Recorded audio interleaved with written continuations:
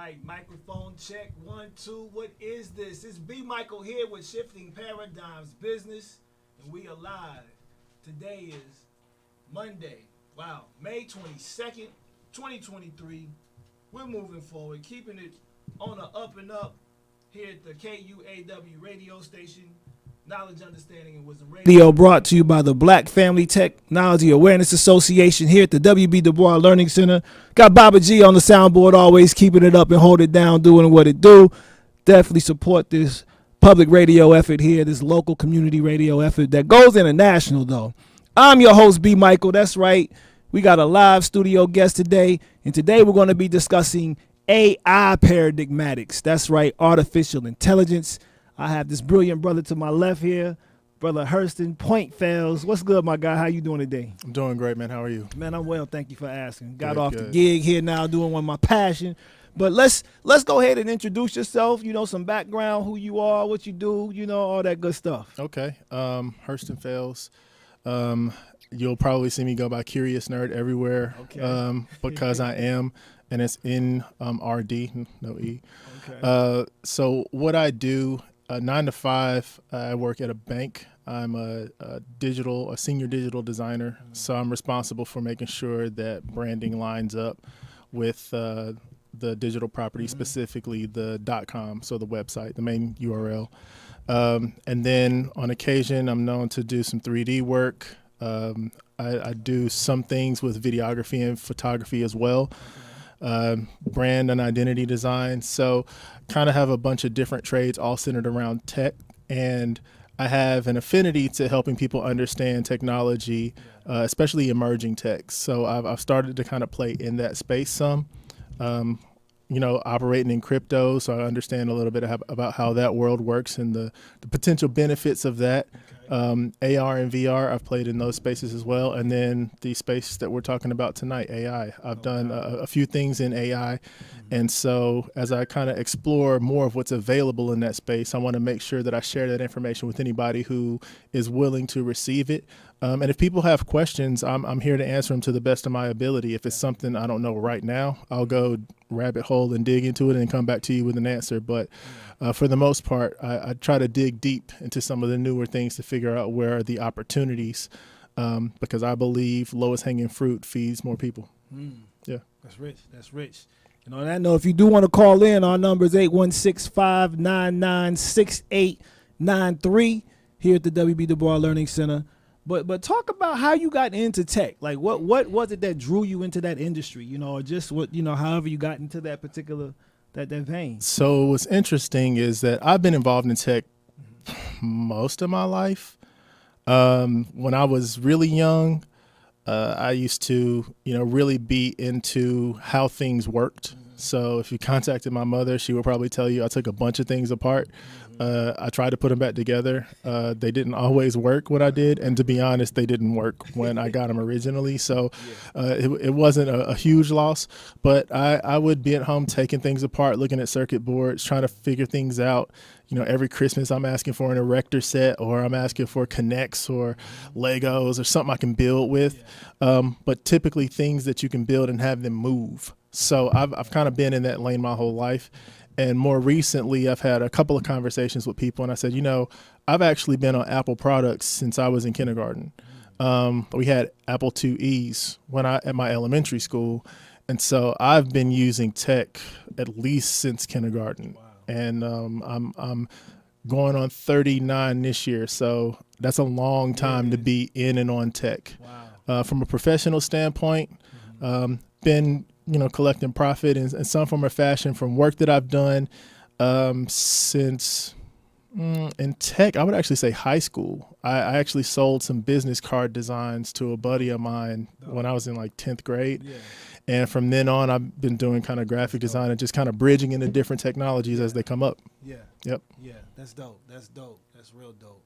And in terms of like the community, the African-American Black community, right, what's the presence like that you have found in tech, particularly with AI and stuff? So in tech in general, the numbers are disproportionate, Anglo male. And then it kind of breaks down from there. Typically, when I walk in a room, if it's a meetup or something, I normally am the only African American there. I'm not necessarily the only brown person there, but I'm typically the only African American in the room.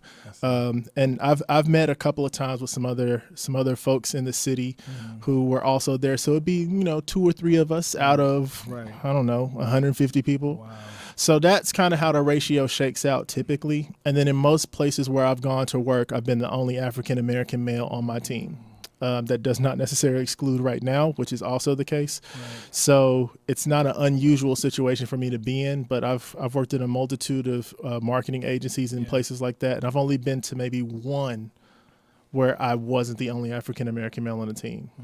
So that's kind of the way it typically shakes out in the space. And you see that mirroring in AI and other technical avenues as well. At scale. Now, if you're in Atlanta, of course, it's going to be different, right? You're going to see significantly more African Americans and African American males in the space.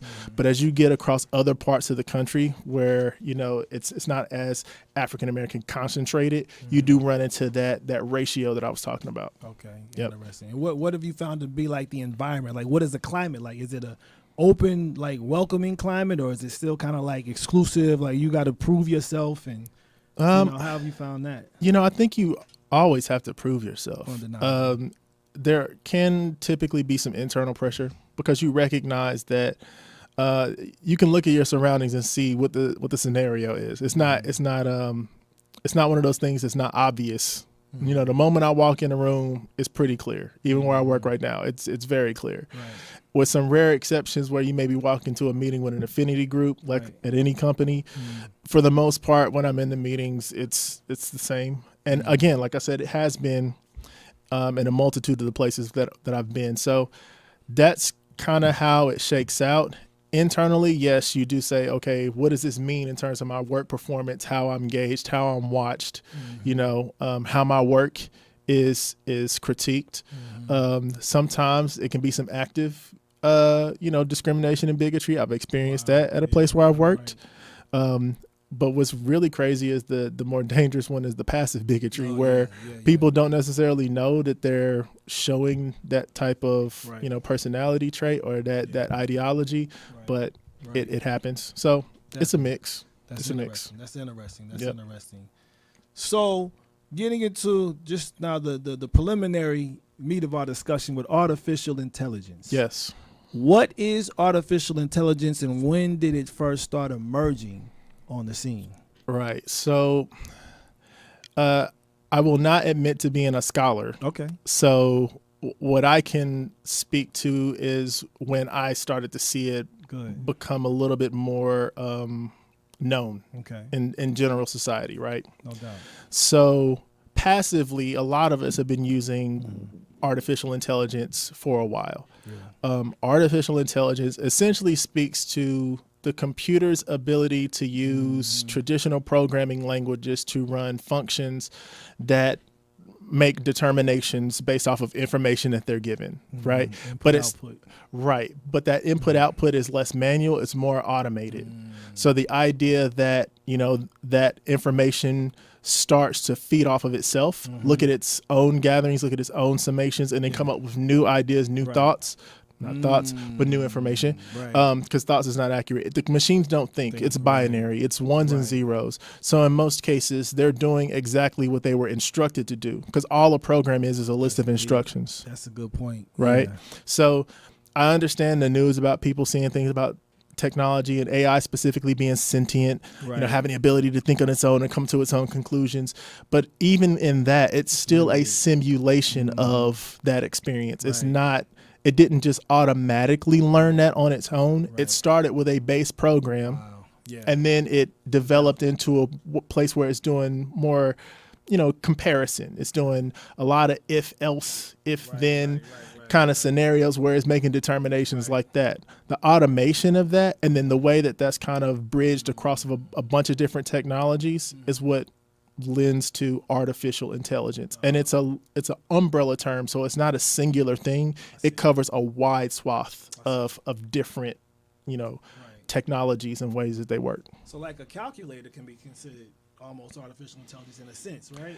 if it's making predictive, if it's predicting how it thinks you're going to want to calculate things, then yes. Okay. So for many of us, to answer the other part of your question, we kind of we saw it happening kind of with Clippy in Microsoft Word back in the day. Okay. That's if I was to give like a one-to-one, like something that people could understand, Right. we started kind of seeing it there where it would be a little bit more predictive, but even Clippy, you had to give more instructions, right? And it was more generalized search.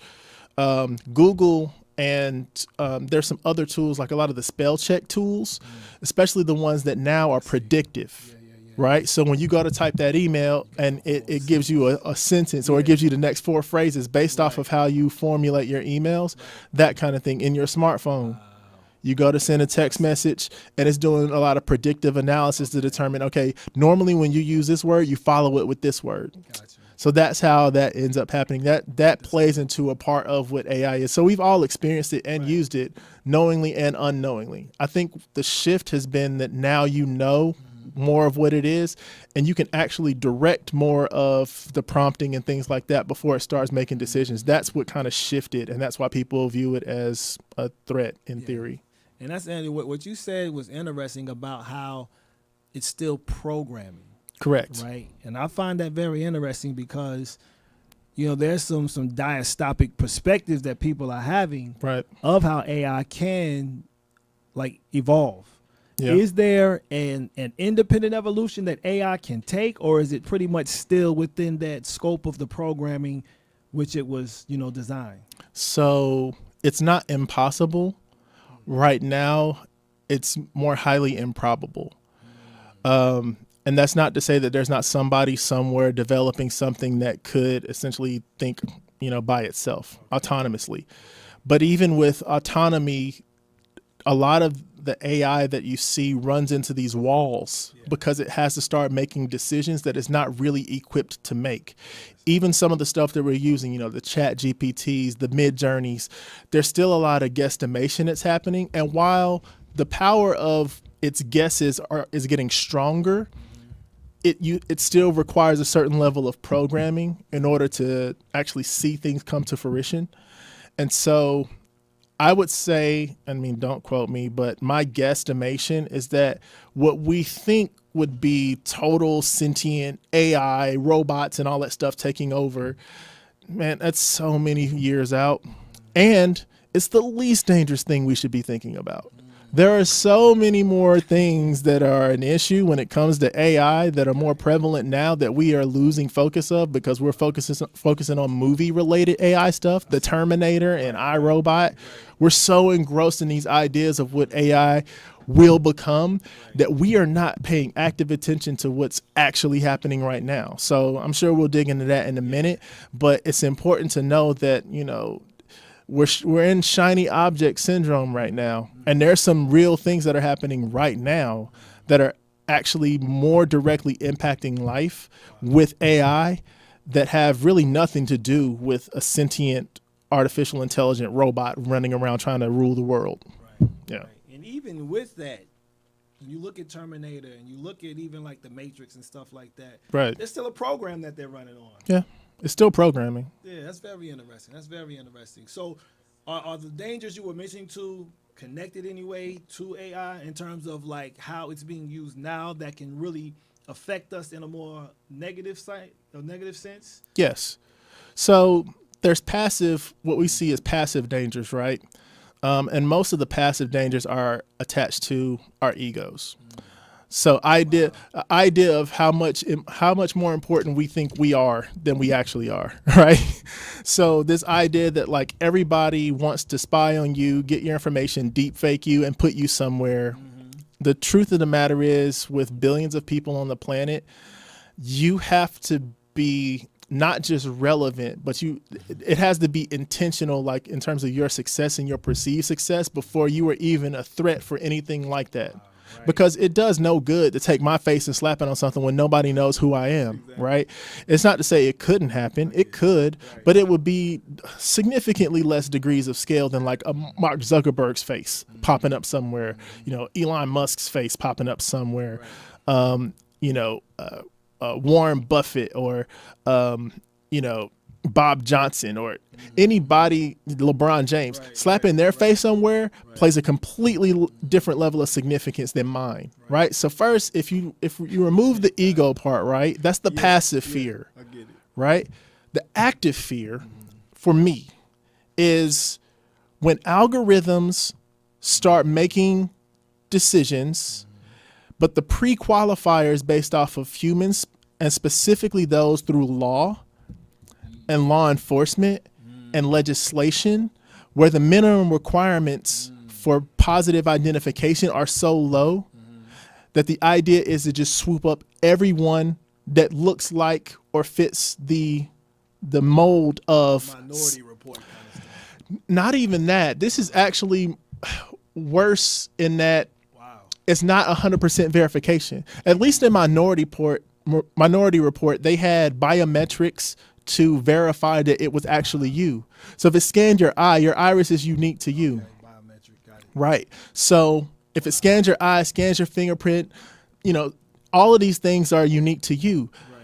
What's happening right now is, let's say that someone 2 miles from here robs a bank and we don't even know it, right? We don't know what they look like, but they decide to put out they use artificial intelligence through computer vision. So basically just using cameras to assess information, right? So then they send that out and they say, okay, within a 5-mile radius, because we think this person couldn't get any further than 5 miles, do a scan. So take over the rings, take over the cameras in the grocery store, take over the cameras at the gas station, take over the cameras at the ATMs, take over all the cameras, right? Because all this would be bypassed by law. At this point, it could potentially be a federal thing, but it's at least a state level thing, right?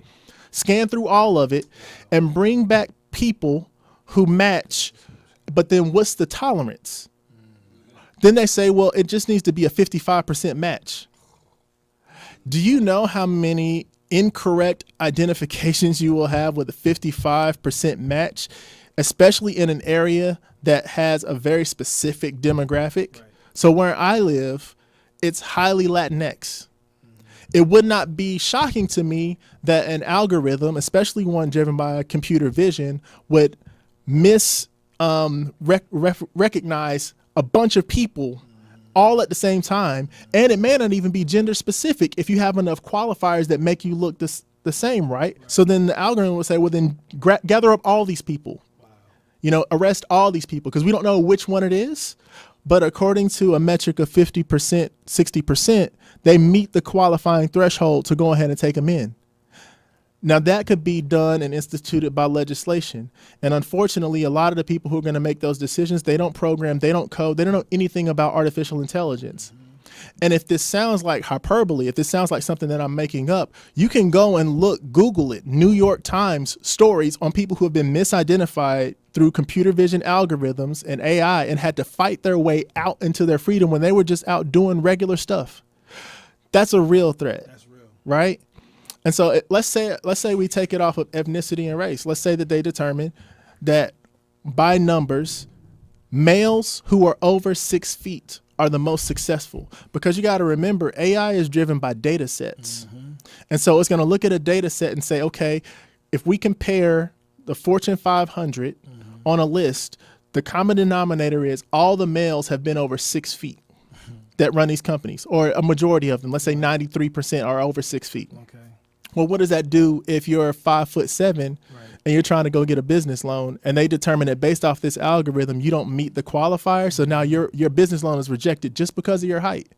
These are the type of things that pose real threats, not the robots and all that stuff. That stuff is so far down the road. They just got bipedal robots to function on their own within the last 10 years. Right. So we can calm down on that. There's some algorithmic stuff that can really impact us today that we should really be focusing on, and been working to get legislation to protect individuals from misidentification and misincarceration. How important is it for the general public to educate ourselves about this type of stuff, and then how to go about becoming more active in supporting the right legislation? Right. I mean, extremely important. Being able to get active. But okay, let me back up. First, you have to understand what's happening. You have to understand the technology. Right. I am more of the guys that you should go and hop on YouTube, If you put it in ChatGPT, you can do that as well. But YouTube gives you the advantage of being able to see something and potentially follow along to it. Learn some of the programming languages that drive artificial intelligence. You don't have to be super proficient. You don't have to be, a mind-blowingly genius level programmer, but a surface level awareness. Just like back in the day when you had a MySpace page, people were secretly learning how to code just to make their MySpace page look cool, right? I know I might be dating myself, but for that time, Black Planet, Black Planet, same thing. A lot of people were secretly learning how to code in HTML and CSS and didn't even know it, right? So take that same approach and treat artificial intelligence and some of these other things like that, so that you have an idea, a basic understanding of how it works. And that will hopefully lessen the fear and make it so that we can more actively talk about legislation in a productive way. That's great. Right. That's great. That's great.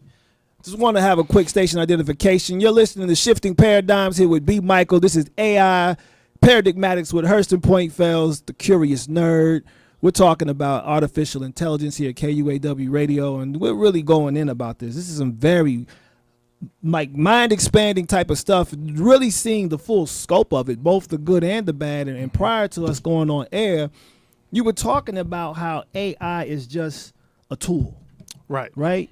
Go back to that if you don't mind for our listeners and expand on that concept and how we can really take a objective view at AI.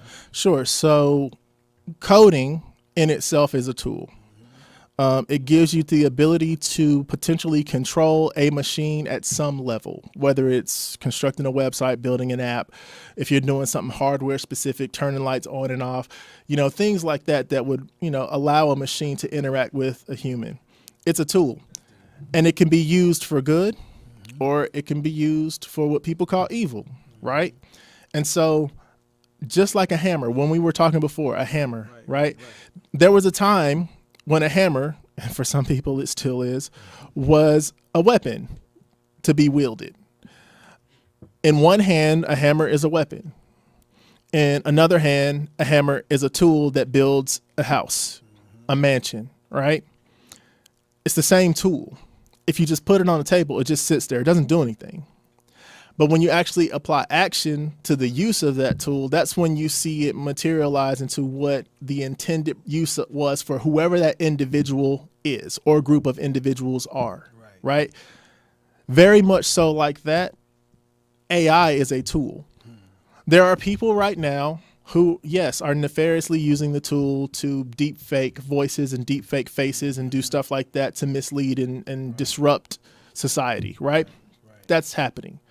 On the other side of that are people who are generating art, and then they're taking that art and they're leveraging that art to either prototype for something that they're going to build, or they're building out books so that people can learn, about something new, a new world. They're expanding people's idea of what can be possible through creativity. Same type of tooling used in different ways. There are people who are using computer vision to allow people to, keep up with their workouts. So a camera can track where your arms are. It can track where your legs are, determine, was that a good squat? Was that a good bench press? Was that a good curl? And it's using algorithms and computer vision to watch the mechanics of the body to determine, are you maximizing your potential in terms of getting the most out of your workout? That's a brilliant use of it. But there are also people who are using it nefariously to maybe steal creativity from other people or to rob people in some form or fashion digitally. Like, it's a tool though. And that's the part we have to get back to. We have to start asking ourselves the question of not how many negative ways can this be used to exploit me, but how many ways could I potentially use this tool to my advantage so that I could change the socioeconomics of not only my family, but my community as a whole. Those are the type of questions we have to start asking. It's all about framing. That's huge. That's huge. And so you mentioned about like using AI for writing books and things of that nature. And I know there's been some scholarly articles that have been written about how this can potentially like ruin just art and just, literature in terms of having computer generated work coming as opposed to human generated work. Right. How do you find the balance in that? Like, is there a balance in that? Is this something that you find just from your personal perspective that AI actually enhances human productivity in that matter, or does it actually limit and actually rob the essence and the substance of human productivity when utilizing that particular tool? Right. So it has the ability to do both. It's all dependent on who's using it and what their intended purpose is. And so, especially when it comes to the creative arts, whether you're writing, painting, a photographer, any of those things, right? We do have tooling in AI that allows you to simulate those experiences almost to a point to where people will believe that that thing is real, right? That someone actually sat down and they did that. Recently, we saw a picture, I know it's floating around on social media, of the Pope in a white coat, a puff coat, right? A lot of people saw that. Well, that wasn't real. That was AI generated. Interesting. And it does have the ability to mislead people. But I will also say, in the same way that it has the ability to mislead people, like I said before, that tooling can be used for what we perceive to be good as well. You know, you could do something like that to maybe project, you know, here's what could potentially come in my fashion line. Or you could say, okay, I want to design a sneaker and I want to have these elements to it, but I just don't quite know where to start. You know, send it through Mid-Journey, let it generate some images, maybe get the creative juices flowing. You can get the ball rolling and you can go in and say, oh, okay, so these are the things that I need to take into consideration. But at the end of the day, that's an image. It's not a real product. Right. So when people talk about art, now I'm talking more about fine art, painting and photography and things of that nature. If I go to the Louvre in France and I take a picture of the Mona Lisa with my phone, the pixel density and the way that my camera can take it can get that image to look near real. If I took it into some post-production stuff, some Photoshop or something like that, and I started messing around with it, I could get it to look almost like the real thing. I could print it out on a canvas.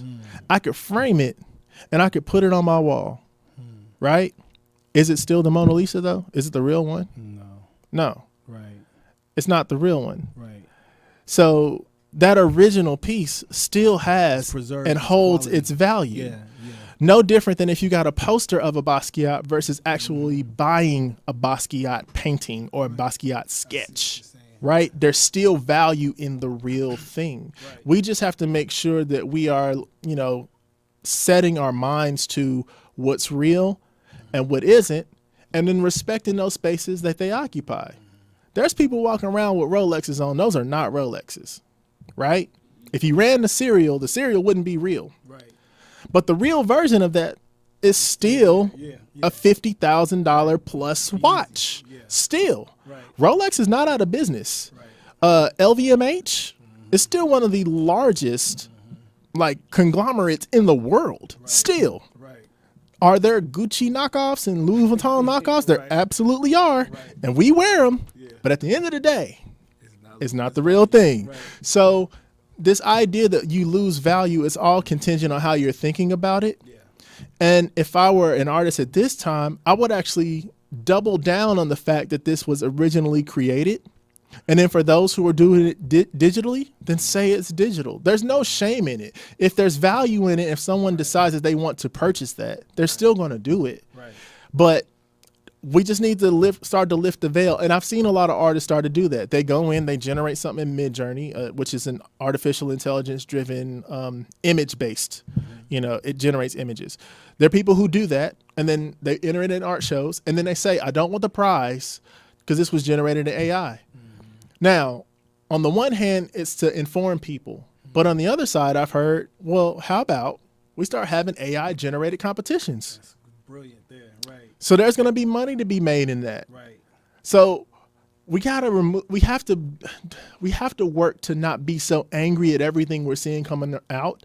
Seek to understand it first.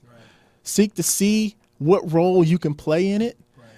And then find that advantageous lane and get into it. As long as you're not harming people, places, or things, then to me, being able to leverage that is just like leveraging a hammer to build a house. Same thing.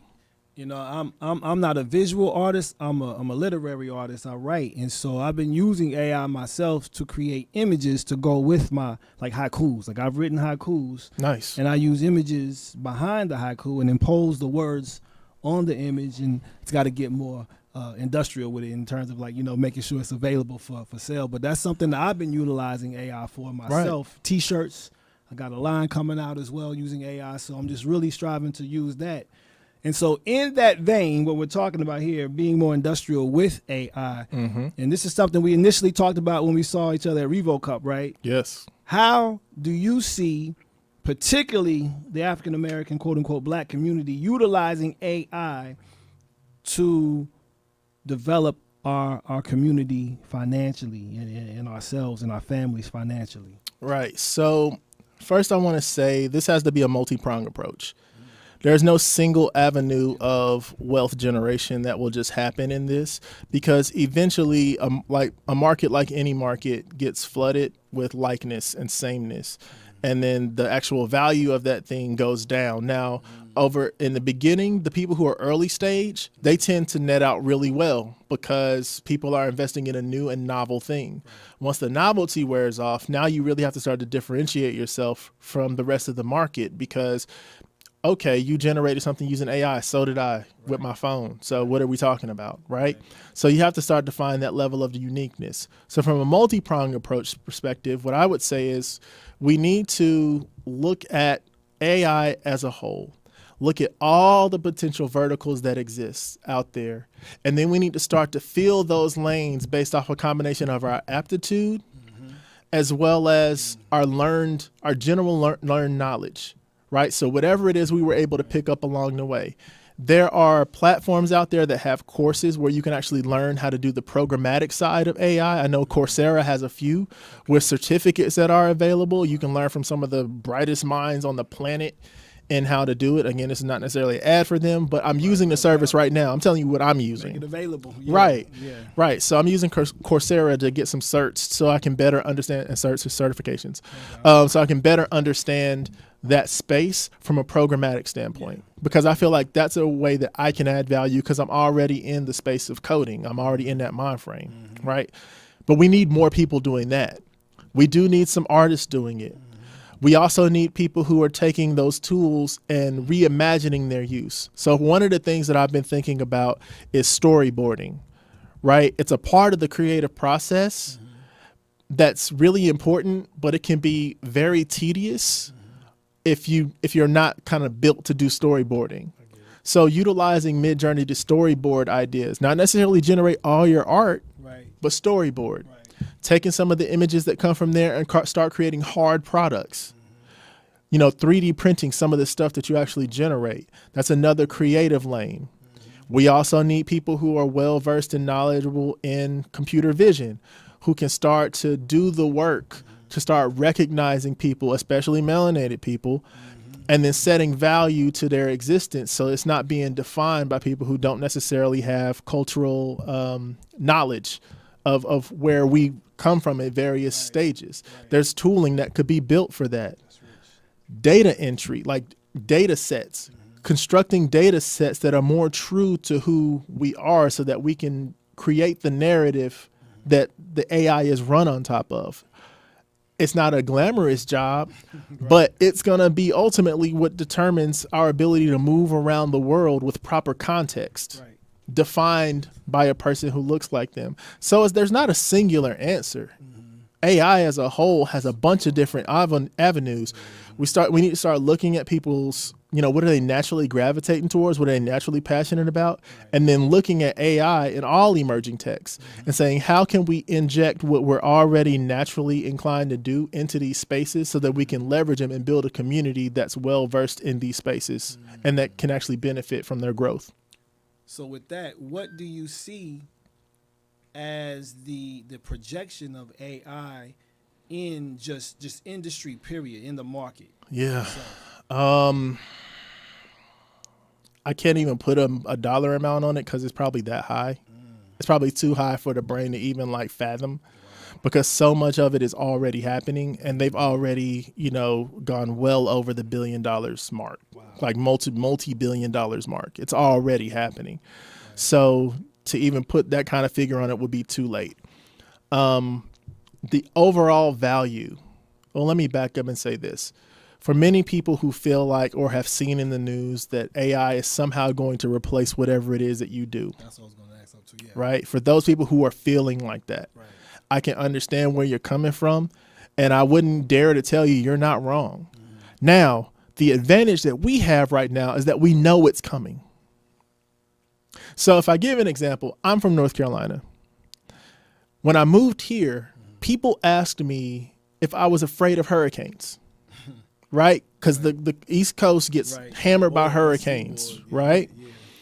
Well, two things. One, no, because I lived in the middle of North Carolina. Typically, by the time hurricanes got to us, it was a tropical depression or less, because it's gone over so much land, it's nearly died. We only had maybe one or two instances where it remained a hurricane, and it was like a stage 1 or level 1. So it wasn't. It took some roofs off and moved a couple shingles around, but nothing crazy. Catastrophic. Yeah, but the difference is you have 3 weeks. Because you watch, they watch the storm, and they're basically like, all right, it's a storm down here. Right. Evacuate. Right. You got 3 weeks to make up your mind. Right. But we're going to watch it because it could change its path. But it's still a hurricane. It's still a real thing. Right. So then it gets bigger. Oh, all right. You got 2 weeks. For everybody in this area, you might want to think about leaving. 2 weeks to figure some things out. Wow. Yeah. All right, now 1 week.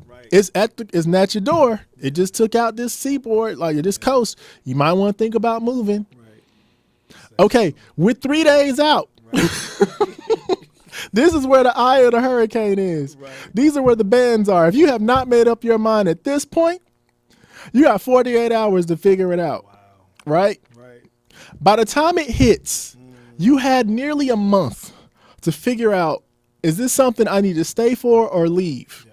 Do I want to board up my house or do I want to head out? Now, in the Midwest, when it's a tornado, You ain't got that much time. it could just fall out the sky, no reason, move a whole house Yep. Whole community. easily, Yeah. right? So I think of this, I think of AI and where we are and all these emerging techs. It's a hurricane. How much time do we have? Right. It's hard to tell, Right. because if you're looking at Moore's Law, I mean, 2 years, 3 years. But realistically, for a lot of the really advanced stuff, we're looking at a decade, maybe a decade and a half before it becomes substantial. Okay. So we have the ability right now, if we can release the comfortable blanket of our ignorance and our fear, because it's comfortable. We love it. Oh man, it feels so good to be afraid of everything all the time, right? If we can let that blanket go, get a little cold, but also seek to understand and start to train ourselves now, by the time it becomes a thing that everybody knows about, that's not, a one-liner in New York Times or an article that you can easily ignore, we could actually do something substantive to protect ourselves, but also benefit ourselves before those times come. And now is the time to do it. And in 2023, you have so many resources at your disposal. And if you don't have them in your house, you have libraries, you have organizations like this one that will, okay, you need a computer to sit down to and learn some stuff here. We have a bunch of resources. We have a bunch of experts. We have a bunch of technicians who can get in here and teach you things. There are programs all over this city where you don't have to have a bunch of money, and in some cases, no money.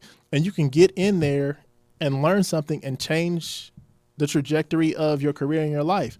So those are the type of things we need to take advantage of to kind of quell those fears and change the conversation from this technology is going to replace me to I understand this technology enough to know where it would have replaced me, but now I'm a subject matter expert in constructing prompts for ChatGPT. I'm a subject matter expert in constructing data sets for these algorithms to base themselves off of. And there's so much data that there's the number of opportunities is virtually limitless. Virtually. That is powerful. Yep. And it's interesting. I went to Lulu's on what's that, Southwest Trafficway. Okay. And they had a robot that was like Mhm. a waiter. Mhm. Brought the food out to the table and everything. Mhm. I was with my lady, and we were just like, oh, this. I thought initially it was bad, to be completely honest. Like, man, these are working class people, trying to make their living, and here it is now, AI is interfering and you know, intruding on their livelihood, so to speak. Yes. You know? Yeah. And even when you deal with the automated checkouts now, you know what I'm saying? This is like that's something that I have looked at like, man, like where the people at? Right. You know, warehouse, you see that. The warehouse, you see that AI, the robot dropped when it was doing all the work. Did you get to see that one? I did. I've That seen was those. crazy. Yeah. But I say that to say, like, you know, I think that, you know, trying to find the balance in that, because I know it can put a bad taste in people's mouth. But how do we leverage this technology? And that's the point that I wanted you to really touch on. And I think what you did was excellent in terms of really bridging that and seeing how we can actually, you know, get out of our comfort zones and get into understanding how to leverage this type of technology. That's important. Exactly. Yeah. That's very important. Yeah. You mentioned crypto too. Okay. And I've been seeing how there have been individuals who've been using like ChatGPT, I believe, to do some of the trading for them. Automate trading. Are Yeah. you familiar with that process? I'm familiar with how it works, but I haven't actually done it myself. Okay. But utilizing bots for commerce that's been happening for a long time. In the sneakerhead community, the purchase of athletic footwear using bots has been happening for at least 10 years, probably longer. Wow. So they automate code. And by they, I mean, a lot of these young people are 15, 14, 13. I talked to a young man back when I was doing some mentoring work. This might have been 6 years ago. He and his friends had reverse engineered some code to go and purchase, you know, limited edition sneakers. And then they would do a flip through different sites. So StockX or eBay or wherever. And they would sell them at a profit. And then they would, you know, take the money, split it out, and then they would put more in the account, and then it would automatically buy on the next drop. And so that level of automation has been happening for a while. Absolutely. Yeah. And so these type of things have been prevalent. Maybe we didn't know what we were seeing because it wasn't explained to us. But yeah, I mean, the space is so wide open in that regard, and there's so much opportunity to fill those voids. Fighting through the fear is, I will admit, it's going to be challenging. Fighting through the fear is going to be challenging because the fear model and how much it's just engrossed in the media it's so everywhere that you have to be intentional about ignoring certain things or hearing them and then doing your own due diligence to handle the space. Now, when it comes to the bridge between AI and crypto, the danger of an automated situation is like with any code, any program, right? You program it to do one thing, and for some reason it does something else. Right. And if you're solely depending on that automated situation or that system that's constructed through some type of artificial intelligence algorithm to handle all these things for you, it can be a dangerous game to play if you don't know what you're doing. So just investing in some bot to handle all your trading. Now, conversely, people would say it's humans that do that too. And that is also true. It can be equally dangerous. Actually, it can be more dangerous because the bot is not intentionally trying to steal from you. The bot is just saying, hey, I missed that trade or I got that trade. Here's the slippage. So here's how much money it cost for that before that trade transacted. So this is how much it ended up costing you or benefiting you. If you're doing what's called arbitrage, basically you go to one location, you try to find it here, you find another location for cheap, you buy it for cheap, sell it for higher on another place. Arbitrage. Well, that's what a lot of these people program these bots to do. Scan, do what's called like scraping, so web scraping. It goes through, looks at all these different sites, looks at all these different indexes and says, okay, this Google stock over here it's showing at $47. Over here it's showing at $49. We could buy it at $47, sell it at $49. And it happens so fast that a human could not possibly do it. They would need 8,000 screens and then have that many eyes to be able to watch every screen to see it happen. So that is an advantage of the bot. But again, you don't want to let these things just run rampant because you'll look up and all your money is gone because it's making bets. Trades, Right. And you set a parameter, but what if two opposing parameters come in and it has to make a decision. And that's where it gets tricky for AI. Yeah. It's which one do I do? Yeah. Do I do it based off of time? Do I do it based off of credibility of this index? Mm-hmm. There's so many variables that it gets hard to track. That's deep. Yep.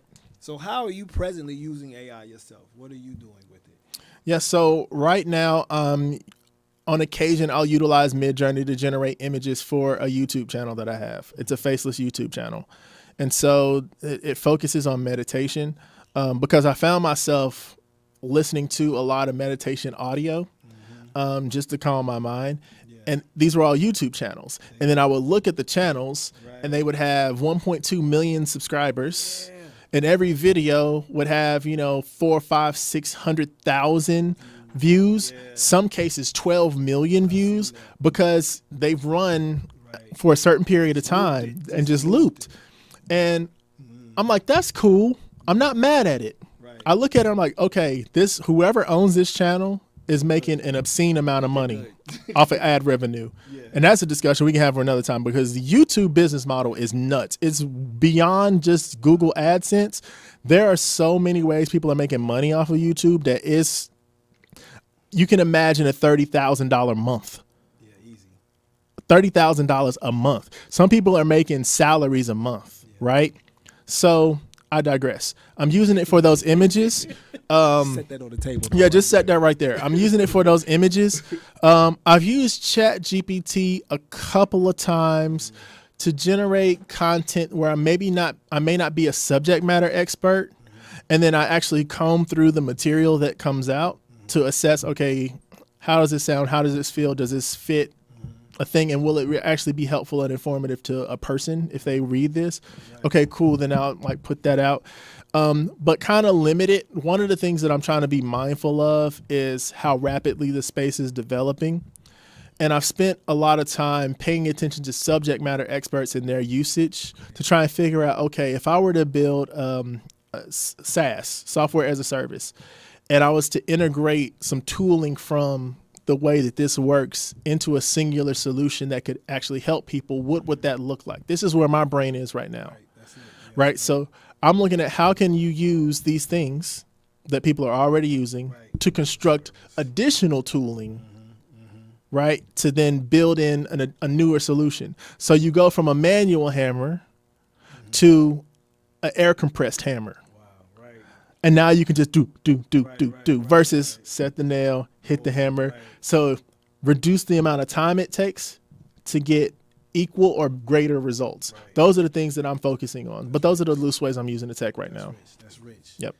What would you advise someone or just, suggest to somebody who's wanting to get into AI, besides doing the study, the awareness, what platforms would you say would be a good starting point for someone to delve into AI and get just acquainted with it?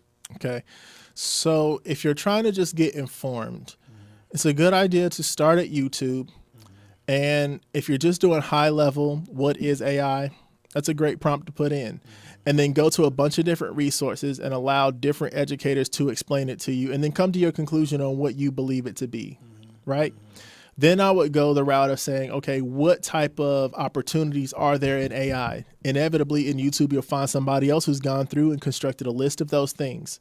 Now, if any of those things are interesting to you, then I would advise you say, how can I learn or how do I do X, Y, and Z in that space?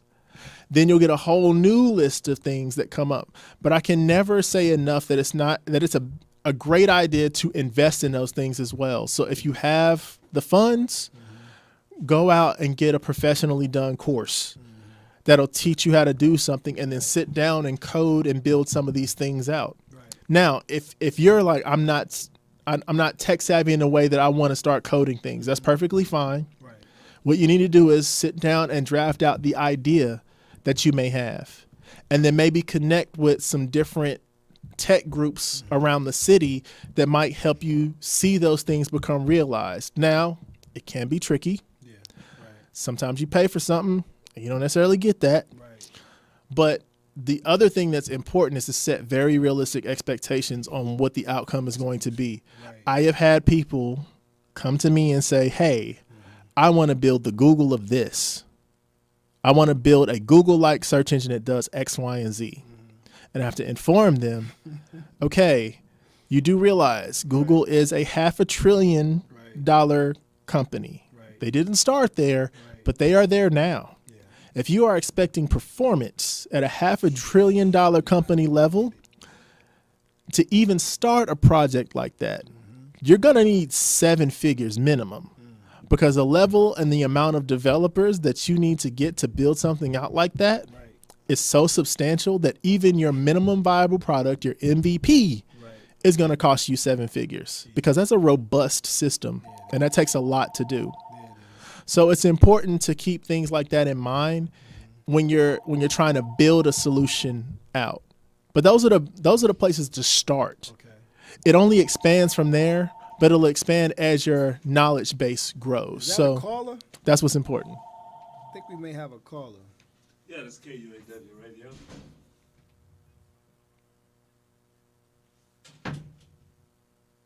You got a caller. Hold on, let me see if I can get you on. Awesome. All right. I haven't had a caller in so long.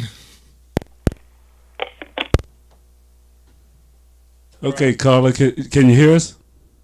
I can. Awesome. We can hear you. Go ahead and ask your question. I can hear. Can you go ahead and ask your question? So is there any stock that you should invest in that's good to invest in, like AI? Say I don't want to learn anything about AI, but I want to invest in it. Any suggestions? Yes. Investing in AI.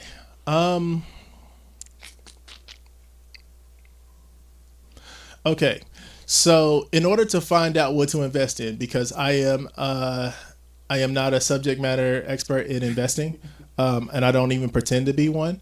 But if I were to do it as you, the first thing I would do is, one, get a top level rundown like we were just talking about of what AI is to start. And those videos are very short. So your conclusion will probably be very short. You'll probably figure that out in about an hour or two once you kind of aggregate information. Then figuring out, okay, what are the lanes available for AI?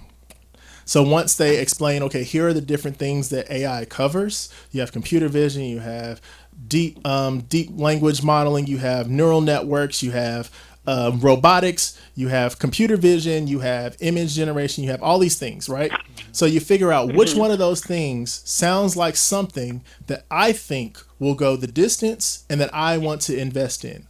Once you get that, the next thing I would look up, what are the top companies that are playing in this particular space? So what are the top companies in robotics right now that I can go and look at their information? Maybe they're publicly traded. Maybe they're looking for initial investment. And then you comb through that list and pick the ones that you believe are the most reliable and invest capital that way. But also don't invest any more than you're willing to lose, because there are no guarantees. Companies go under all the time, especially in this space, because it is so new and it is so wild, wild west. Ask people who invested in FTX about how they're feeling about that investment now, right? And if you're not familiar with FTX, I don't want to, completely take us on a tangent, but Google FTX and its collapse to better understand the challenges of investing in emerging technical spaces.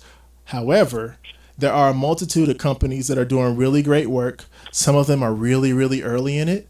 And what's happening right now is really significantly larger companies are going and they're buying them with a merger or an acquisition. That's really big in the space right now.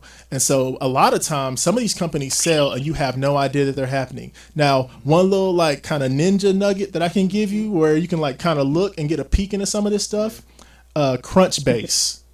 Crunchbase is a fantastic website. It used to be a part of TechCrunch and then it branched off into its own thing. Crunchbase has a lot of information about startup companies, early stage companies. Sometimes they're in round X, Y, and Z before they get acquired. And you can go in and break things down by category. But I believe that if you want to get really granular into the data sets and understand what these companies are and how they relate according to industry, there is a fee that you can pay either annually or monthly. And the last time I looked, it was like $50. It may be significantly more than that because that data that they have is extremely valuable. But if you're already looking to invest and you're wanting to do some really solid due diligence, Crunchbase is a really great place to look for anything dealing with tech and emerging tech where people are buying and selling companies or they're having funding rounds, and they can give you all the information in there. So it's a really good resource. Did that help? Okay. It did. Thank you. Okay. Thanks Great. for calling in, I got one more love. question. Yes. You got One more another question. Like AWS, JavaScript, and Python, right? Okay. Are you familiar with that? Yes. So what would be, say I wanted to go and take up one of those programs, what would be the best program? Is it like a difference, or like which one is the most leading or prominent for me to go into? Okay. So Python and JavaScript are programming languages. And so they're intended to be used to build things utilizing whatever their code paradigm is. AWS is more of a service provider, stands for Amazon Web Services. Essentially, it's a happy accident by Amazon, who needed to supply themselves with data resources because they were kind of inundating servers and hardware with all kind of stuff. So they decided, hey, we should just build our own systems. And then they look up, a few years later, maybe 5 years later, and at one point, Netflix's entire catalog was on AWS, which is insane. So I think the bigger question that I have, and hopefully this helps answer it, is, are you looking to build a solution for yourself, or are you looking to build a solution or help build solutions for another company or another entity? A lot of companies and larger entities use AWS to facilitate all of like their data needs in terms of their database, anything that they do with cloud servers, anything that they do with just general data transmission. A lot of companies use AWS as that central service. And while you could learn it for your own business, it will be daunting to do so, versus better understanding like a programming language like JavaScript or Python. And okay, it's tough to say which one is going to be more advantageous for you because, to be honest, you can build solutions for artificial intelligence and a multitude of other emerging techs in both programming languages. Python is the popular one right now, and with good reason. The big thing about Python is you can build across a multitude of things. So hardware, computer-based software, web-based solutions. Python is a pretty flexible language that allows you to do all of those things relatively easy. JavaScript can do it too, but JavaScript is more prevalent in the web space. So it's all about where you want to build your solution and how you want to build it. Honestly, you won't go wrong with looking into any of those solutions, but just know two of them are programming language. The other is essentially an infrastructure and architecture. So that's what you want to keep in mind. What are you intending to do? Are you kind of changing jobs, or are you building something? I would like to take jobs. I'm just like want to go into a career that makes, more money. Got you. If you're looking to go to a place and get a significantly higher salary, probably wouldn't help to go to the AWS certification route. It can get you there a little bit quicker because it's a little more specialized, and you'll probably use a mix of a bunch of different languages and paradigms to make it possible to use that technology. But AWS certs still are like gold, and if you can secure a couple of them, you can do really well. A lot of the AWS related careers start at the really high 5 figures, and in a lot of cases they start at the really low 6 figures. So you're looking 110, 115, and if you get really good and get like the high level search, you 2, 3, Just write your ticket, huh? 400,000 a year, depending on where you're working. Okay. Yep. Okay. Awesome. I appreciate that. Thank you. Of course. Thank you. Thanks for calling in. Thank you, caller. Indeed. And that does about wrap us up. But let's do this before we go. Any closing words of wisdom you want to share with our listeners in regards to AI and how we can leverage this technology for our betterment? Yes. When it comes to AI or any emerging technologies, be mindful of the resource that you hear information from. Cross-check it with a multitude of other resources. Don't just take one resource as gospel. You want comparative analysis. So you want to look across a landscape. If you're interested in getting involved in the space, start by educating yourself, like I said, through YouTube. And as those resources become less and less technical and they're less involved than you need, please spend some money, invest in yourself, buy a course or two, and learn how to do these things at a deeper level.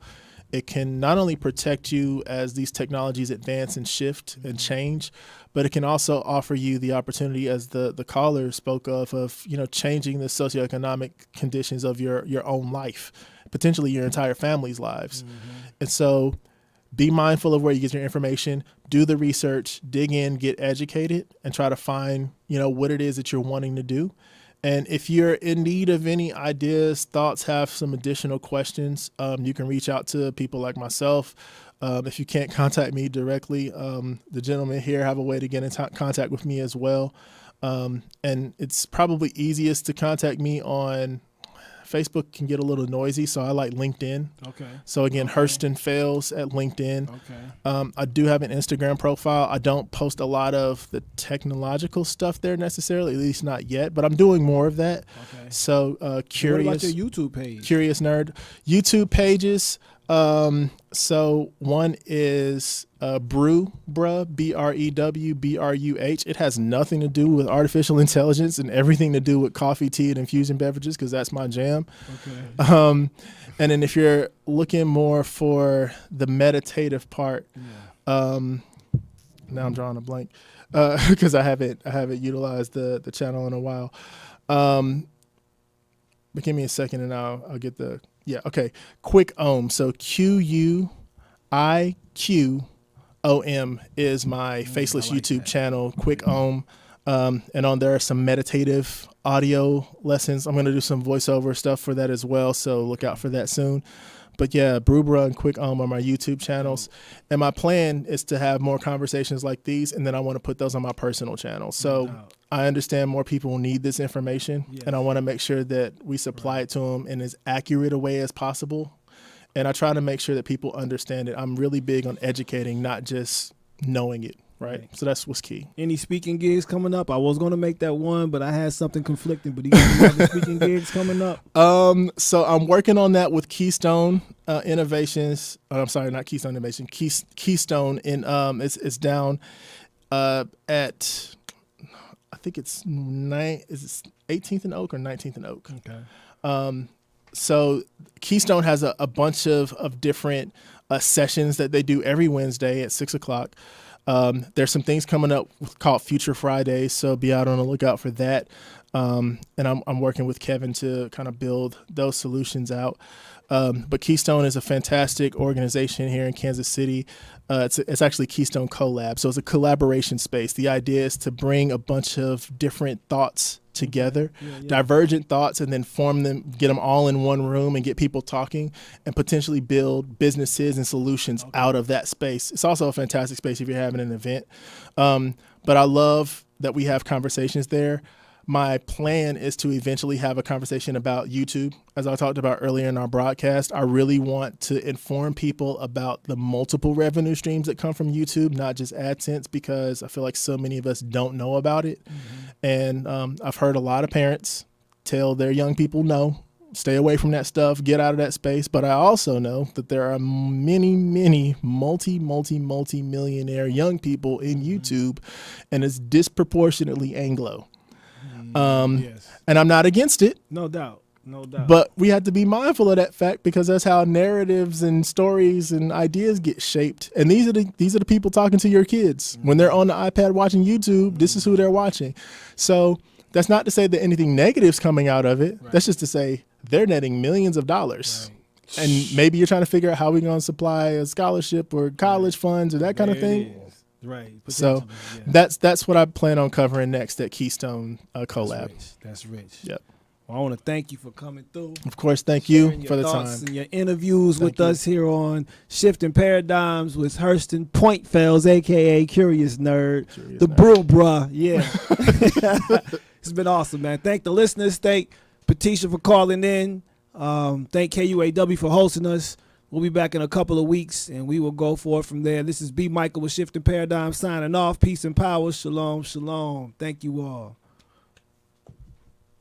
That was rich, my guy. I appreciate that. Thank you. Ooh-wee. So a nice little